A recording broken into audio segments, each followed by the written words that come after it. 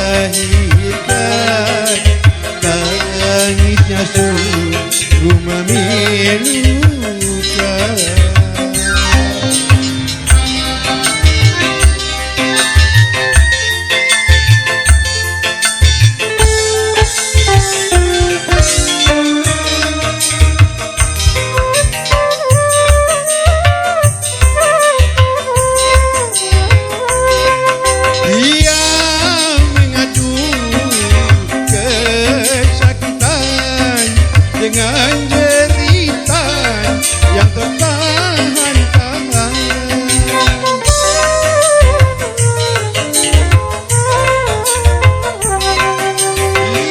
dia mengeluh putus asa, tak tahan lagi menahan sakitnya, tak tega, tak tega.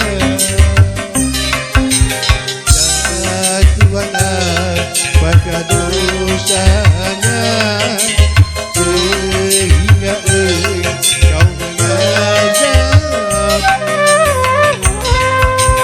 Jadikan aku penggantinya, jangan lagi dia yang kau sisa.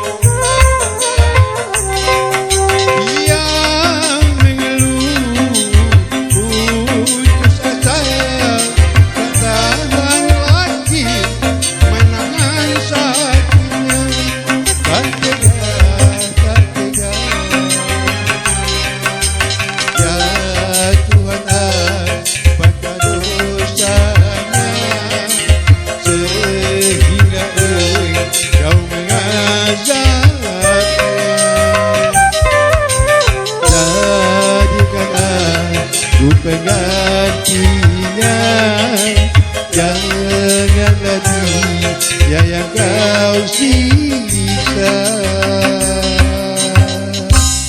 Terima kasih.